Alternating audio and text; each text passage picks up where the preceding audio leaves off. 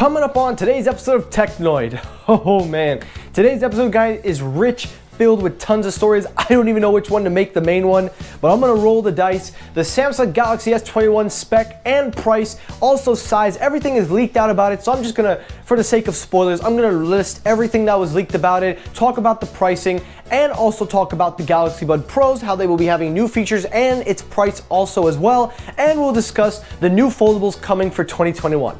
Also on today's episode, the Apple Car is finally a go. It looks like 2024 is the target date, and I'm going to explain to you why Tesla should not be afraid of Apple going this route, but why Apple might actually have a breakthrough with electric cars. And lastly, just kind of for my own laughs and giggles, we're going to talk about the Galaxy ChromeBook, which I think is a stupid thing, and I'll explain to you why. All of that on today's episode, so stay tuned.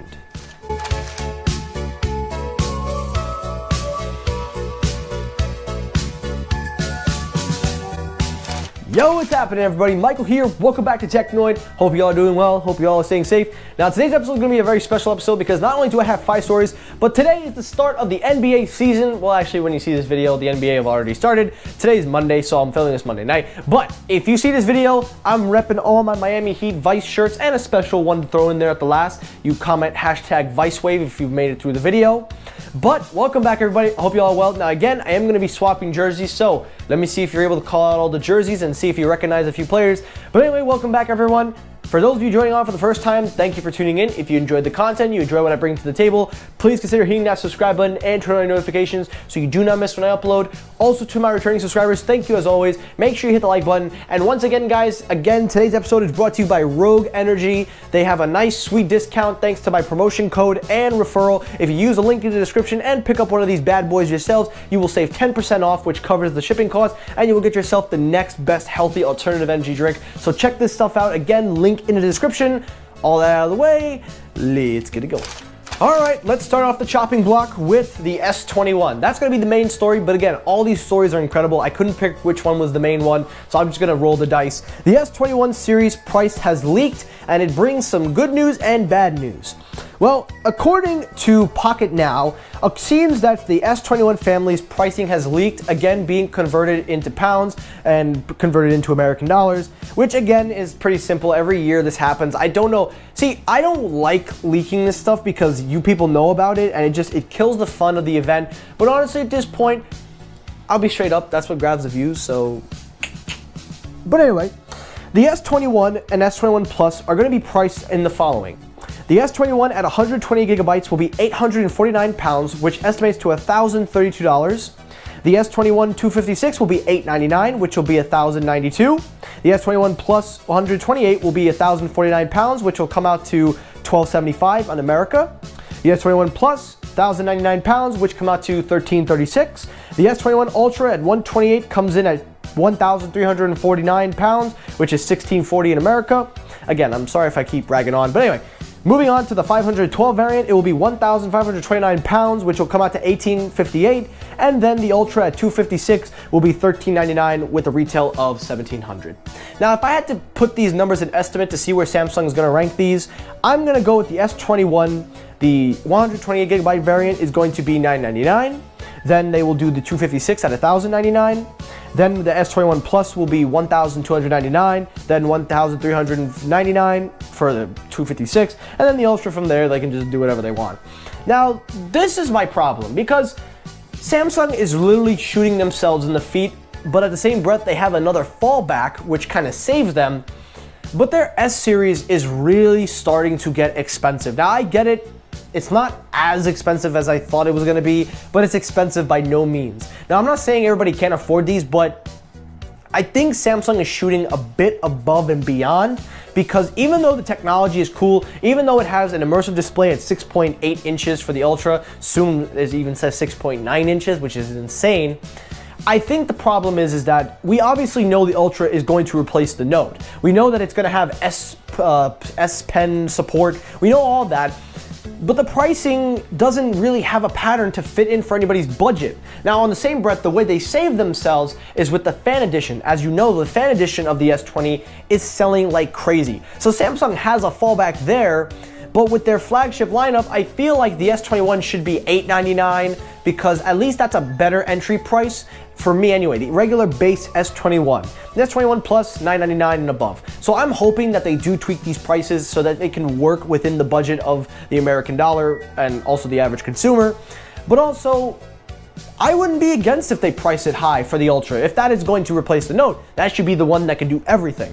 So I'm a little bit 50-50 on the prices, but at the same breath, really not sweating much here. So that's all you need to know about the S21. Comment your thoughts down below. Let me know what do you think of the price hike and if you're for it. Next story up, let's talk about those Galaxy Buds Pros.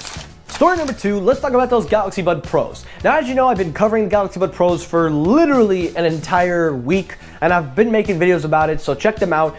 But it seems we've got 2 news informations that I'm going to combine into one. Let's talk about the price. So according to a couple of users on Twitter who have been reputable in leaking prices before the events, they discussed that the Galaxy Buds Pros are going to be priced at $199. That is $20 more than the Galaxy Buds Lives and is $50 less than the AirPods Pros. And I'm actually cool with that price change because $199 is like the sweet spot. I feel like that's really where ANC headphones should be.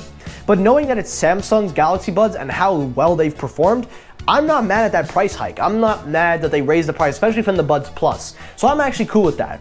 But another piece of information also says that the Galaxy Buds Pros are going to get 3D audio for video. Now, as you know, Apple came out with spatial audio where they use their technology and developers to develop 3D surround sound when you're using the AirPods Pros or the AirPods Maxes. And it seems that Samsung is going to take that and they're going to do their own thing.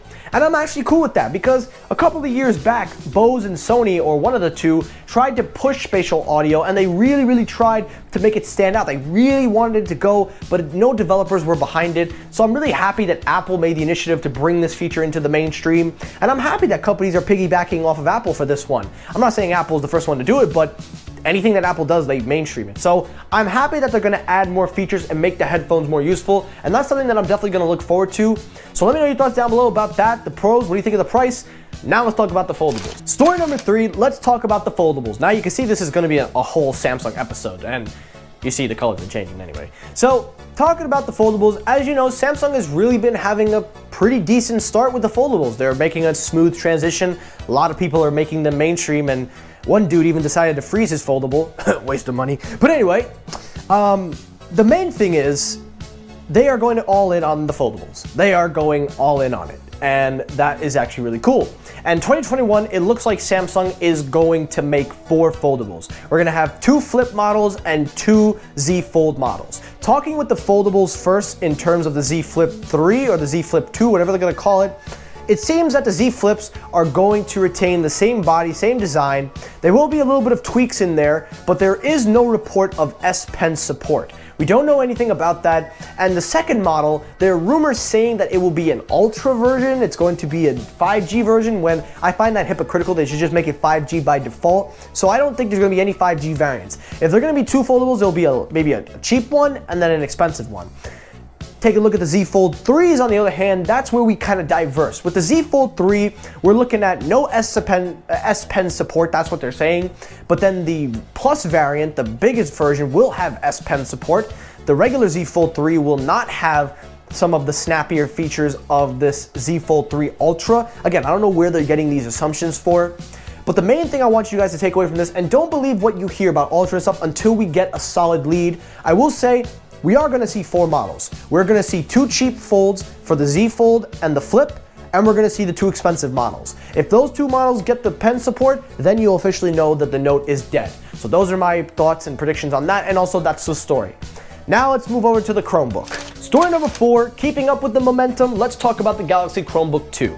Now, according to Voice, a new render has come out with the brand new Chromebook 2 that Samsung is making. And I really don't understand what Samsung is doing. Because first of all, the Chromebooks, in my opinion, are just over-expensive Chromebooks. No, they're not the worst product in the world, and they definitely have a lot of potential with their ARM-based support. But my thing is that why would you make a Chromebook with Chrome? Samsung, you see, my problem with Samsung is that they have the resources, they have the material ready at their disposal to make what they want. They have Tizen. They can literally make an OS platform off of Tizen. Instead, they opt with Android. But the thing is, they want to build an ecosystem, they want to do so much, but then they use Google services, which limits their ecosystem because they want to crave and rave about partnerships. You wonder why Apple has no partnership? Because they do everything on their own. They don't need to rely on anybody else, with the exception of Microsoft. But honestly though, I don't think the Chromebook is the biggest thing in the world. The only reason I decided to talk about it is what I would personally have done if I was Samsung. Even though I think it will fix some issues with the battery and cooling issues, I think Samsung should stop trying to make an ecosystem with Google. And I know they're never going to do this, but think about it. You have an assistant that actually can grow, it can have a lot of potential. You have an app store where developers are willing to develop apps for you. You literally have a One UI that is pretty good. So, and you have Dex, plus you have Tizen. So how about this, Samsung? On the Chromebook, ship it with Samsung Dex. Make that the operating system. So that way you push your software in your service. Better yet, why not just flip everything over to Tizen and then use that to build your OS? Then you can have a legitimate reason to use the Assistant and the App Store for the Galaxy Store. But of course they won't do that, so I don't expect much from Samsung at that point. And last story, the final story, before I go any further, hashtag Shaq Attack, because we made it to the final jersey, and if y'all know, you know, and it proves you've made it through the final episode. But anyway, last story, let's talk about the Apple Car. Now, as you know, we've been hearing rumors, and I covered it already about the Apple Car, how it's possibly a thing, and it looks like it's actually going to be a thing. Because according to a couple of reliable news outlets and a lot of media attention to this, Apple is working on a new smart car that will be in production and looking to be 2024. Now, as you know, I've already talked about the Apple Car, how the advisor for Siri, the head chief, is taking over for the Assistant. But there's more information that came out, as they're saying Apple is looking to make a breakthrough battery technology with their car, and they look to rival Tesla. Now, while I don't think they're going to rival Tesla because Tesla's been on the market for too long, they have a lot of market share, I think Apple can make a dent somewhere in the innovation side, because this is the kind of stuff that makes Apple, or gives you hope, because Apple for the longest time do not innovate. They don't innovate anymore. They innovate behind closed doors, and whatever they do behind closed doors, they make mistakes and then they release the final product out and they try to make it perfect. While that philosophy is cool, it makes us feel like we're far behind. And even though they're late to the table, they get it right. The thing with the car though is, this is the first tech company, at least that makes smartphones applications, that's really going into this direction. Apple, I've never in my million miles of my brain thought that they were going to make a car. But anything to make money nowadays is going to sell like crazy. But Apple can really do some damage here. They can introduce some nice tech, they could have some innovative features, and most of all, if it's going to be assistant based along with battery tech and stuff, that is the stuff that dreams are made of, especially in the electric vehicle market. Now listen, it's not going to be no Tesla game changer. I don't think it's going to make a big dent in the market, but I do see a lot of potential with this. And if Apple actually gets it right and they do a lot of promising things, you might have something on your hands. So don't sleep on the Apple Car. I think we might be looking at it, and you never know. It might be your next car. And that's for today's episode of Technoid. Now guys, really hope you enjoyed this episode. If you did, hit the like button. If you disliked the video, hit the dislike button. That helps circulate my videos as well. As always, everyone, thank you so much for watching. Take care, everybody. I will see you on the next episode. Thank you for watching, and peace!